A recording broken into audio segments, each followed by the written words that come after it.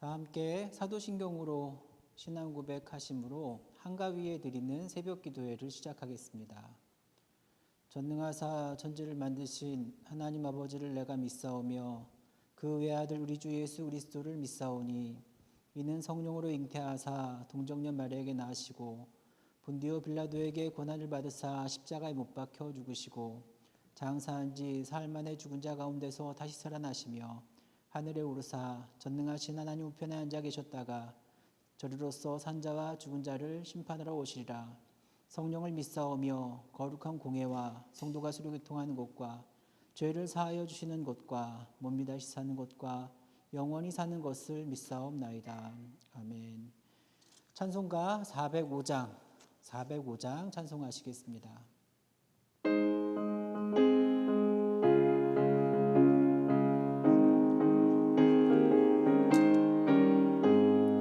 주의 친절한 발에 안기세 우리 마음이 평안하리니 항상 기쁘고 복이 되겠네.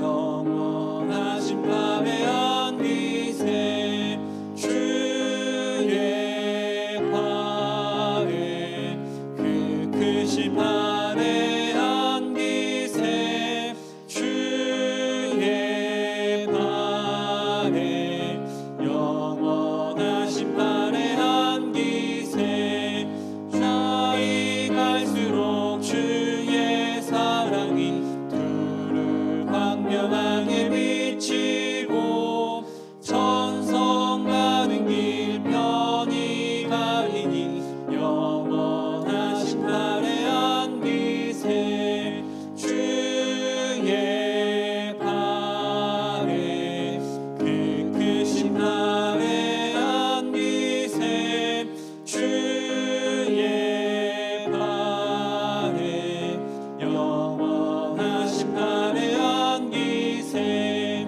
주의 보좌로 나갈 때에 기뻐 찬미 소리 외치고 겁과 두려움 없어지리니 영원하신 발에 안기세 주의 발에 그 크신 발에 안기세 주의 발에 영원하신 발에 안기세. 오늘 하나님께서 주시는 말씀은 시편 121편 1절부터 8절까지의 말씀입니다. 시편 121편 1절부터 8절 말씀 제가 봉독하도록 하겠습니다. 내가 산을 향하여 눈을 들리라. 나의 도움이 어디서 올까? 나의 도움은 천지를 지으신 여호와에게서로다. 여호와께서 너를 실족하지 아니하게 하시며 너를 지키시는 이가 졸지 아니하시리로다. 이스라엘을 지키시는 이는 졸지도 아니하시고 주무시지도 아니하시리로다. 여호와는 너를 지키시는 이시라. 여호와께서 내 오른쪽에서 내 그늘이 되시나니 낮에 해가 너를 상하지 아니하며 밤의 달도 너를 해치지 아니하리로다. 여호와께서 너를 지켜 모든 환난을 면하게 하시며 또 내 영혼을 지키시리로다.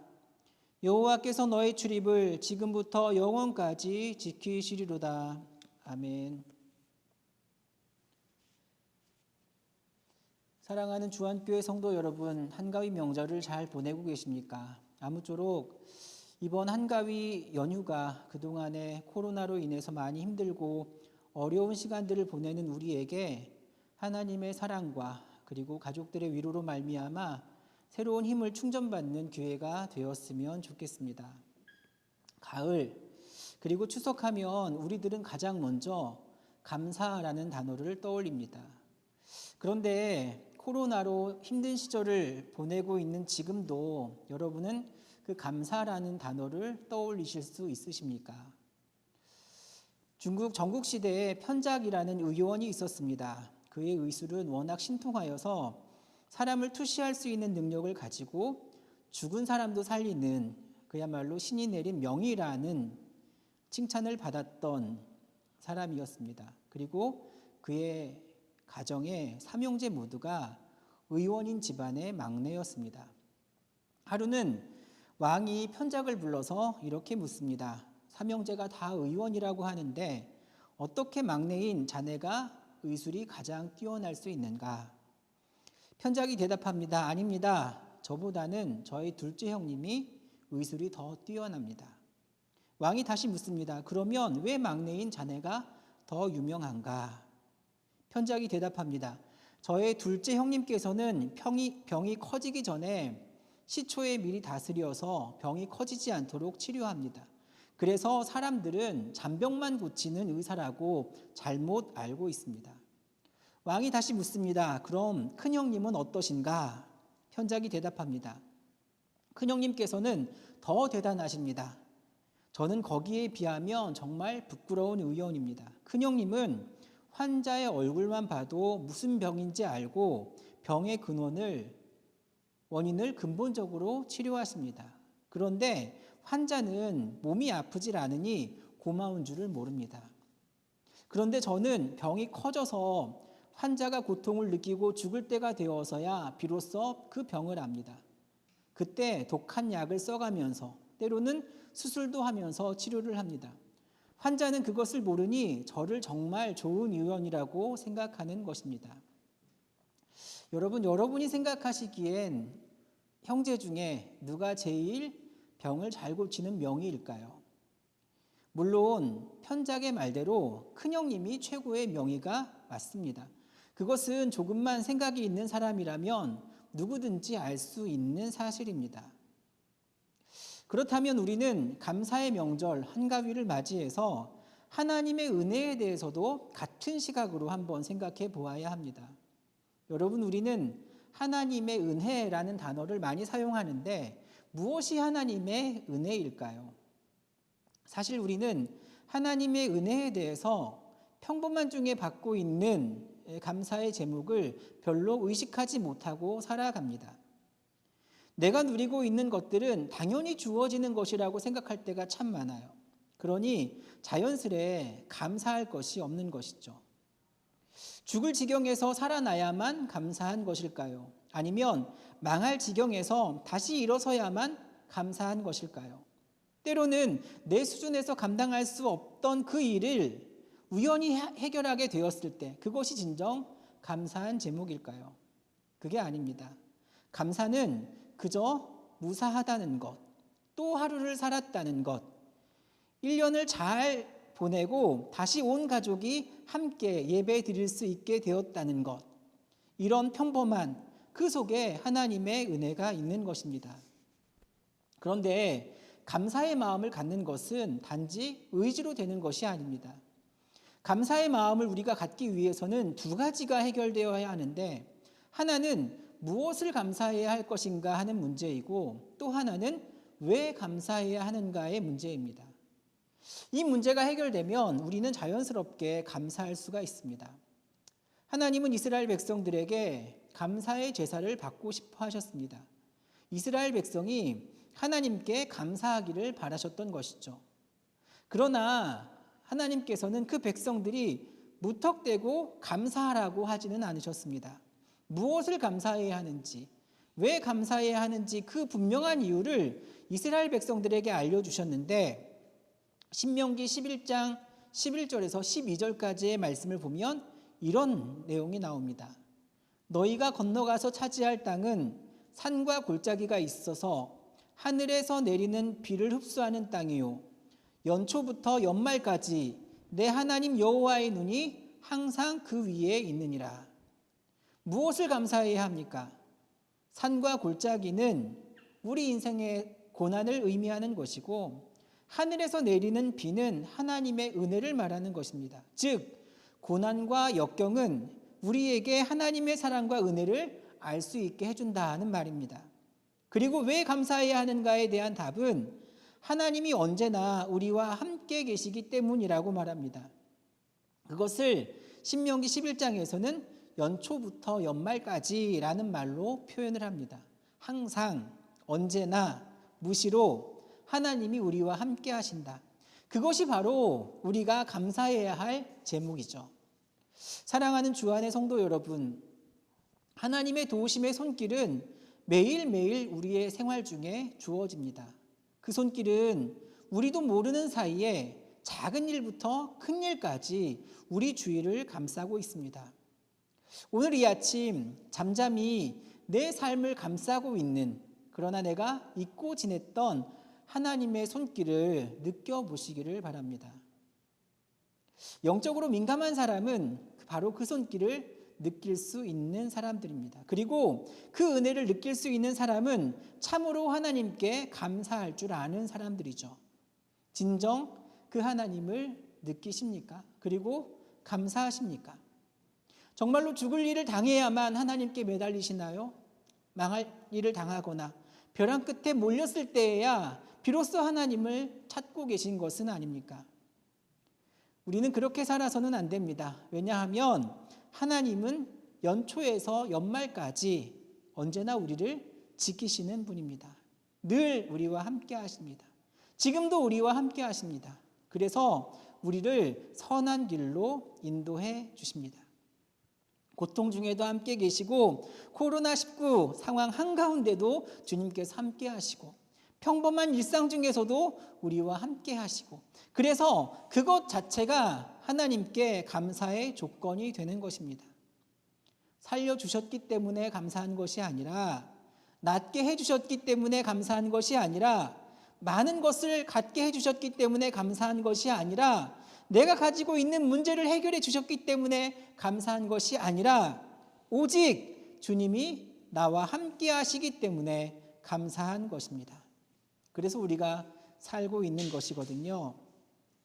감사의 계절, 한가위, 우리 주안교회 모든 성도님들의 삶 가운데 함께 하시는 하나님으로 인해 진정한 감사의 고백이 회복될 수 있기를 주님의 이름으로 간절히 축원합니다. 오늘 말씀을 마치면서 자연스럽게 떠오르는 찬양이 있었습니다.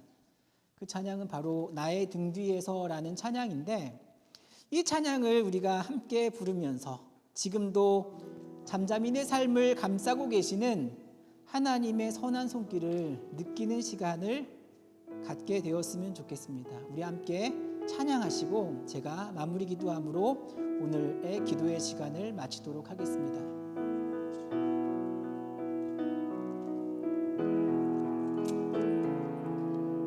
나의 등 뒤에서, 나의 등 뒤에서 나를 도우시는 주, 나의 인생길에서 지치고 고나여 매일처럼 주저앉고 싶을 때 나를 밀어주시네. 일어나 걸어라, 일어나 걸어라, 내가 새 힘을 주리니. 일어나 너 걸어라, 내 너를 도우리. 나의 등 뒤에서, 나의 등 뒤에서 나를 도우시는 주. 평안히 길을 갈 땐, 평안히 길을 갈 땐 보이지 않아도 지치고 권하여 넘어질 때면 다가와 손 내미시네. 일어나 걸어라, 내가 새 힘을 주리니.